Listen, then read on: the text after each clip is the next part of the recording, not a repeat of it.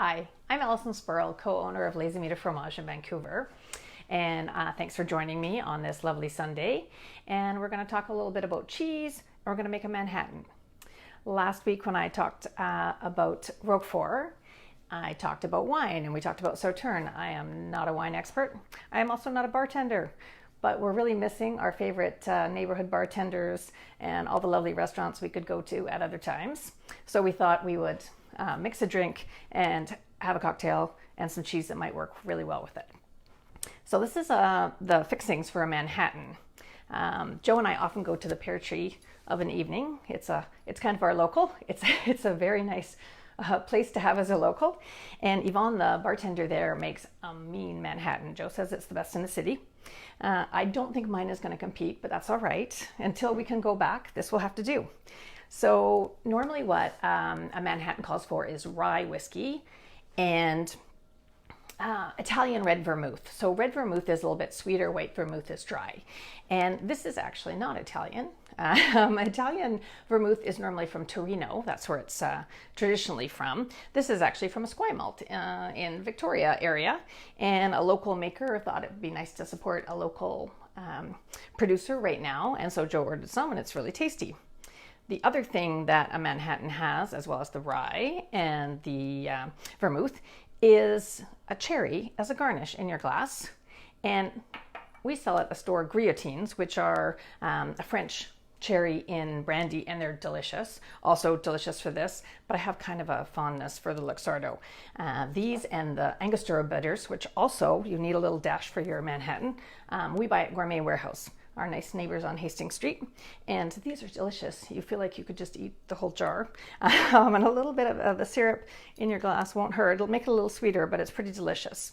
So we've got 2 parts rye, 1 part vermouth, a dash of bitters, and the cherry is in the glass ready to garnish. And I'm going to pour one for me and one for the cameraman. I've stirred, I've got ice. You can have ice in your glass, but I think it will dilute it pretty quickly. And so we're going to have one. Doesn't sound like a terrible thing for a Sunday afternoon, does it? All right.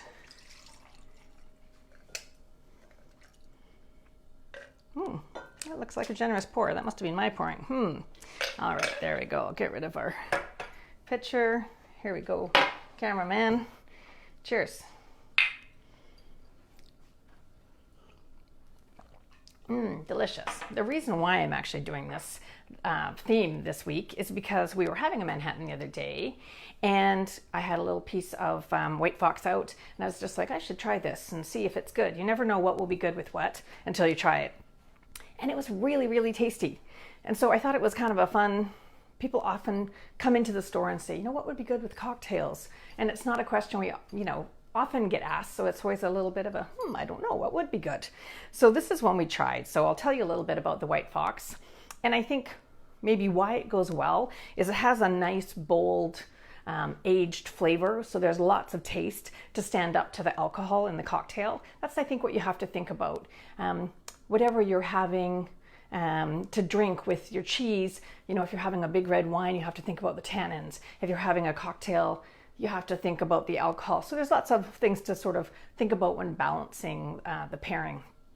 So White Fox is made at Belton Farms. That's the cheese maker. They're in Shropshire in England.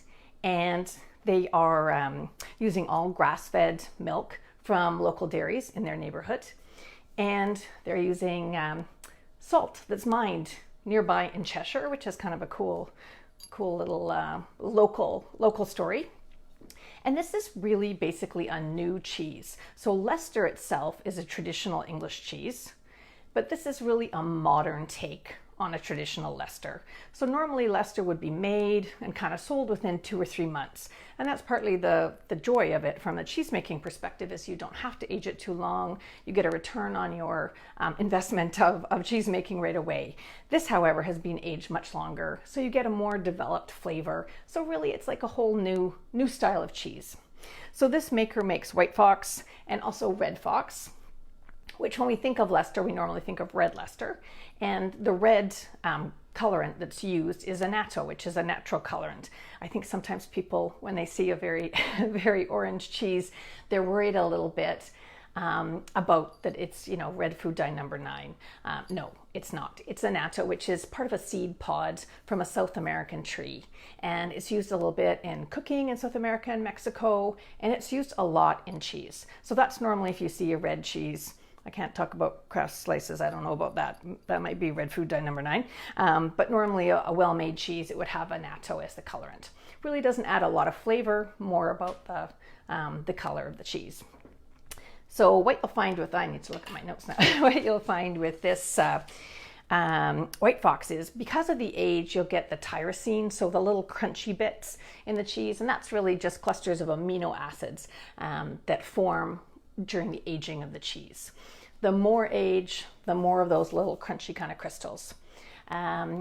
Things that other cheeses that would have that are just any kind of regular, very aged cheddar, like a 3 or 5 year cheddar, a very aged Gouda, an aged Reggiano, any of those things where you see the sort of little white flecks all over the surface, that's from age, and that's what that would be. So this is a really nice one, very flavorful.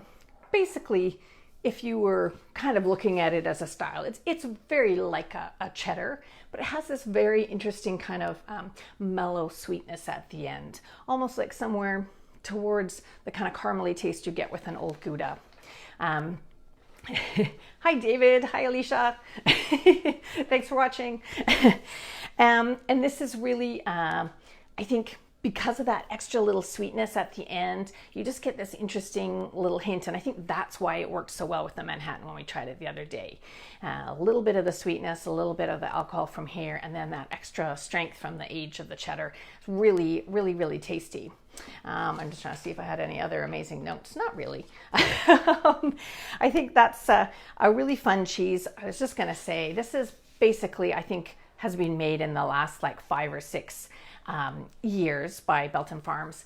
And it has now become one of, I would say, our top 10 selling cheeses in the store. It's amazing. It's like when we get down to having only 20 or 30 pieces, I start to panic, because if we don't have any, people are very upset.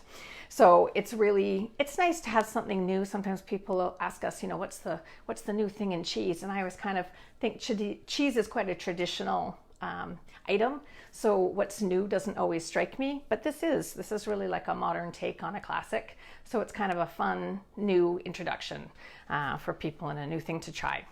So thanks so much for joining me, and I hope everybody's having a happy Mother's Day with their family, and stay safe. Cheers.